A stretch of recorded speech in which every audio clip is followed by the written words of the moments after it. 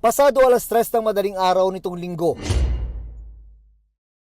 nagpakarga ang isang kotse ng 1,500 pesos na halaga ng gasolina sa gasolinahang ito sa barangay Bahay Toro, Quezon City. Pero pagkatapos, umarangkada na ang kotse.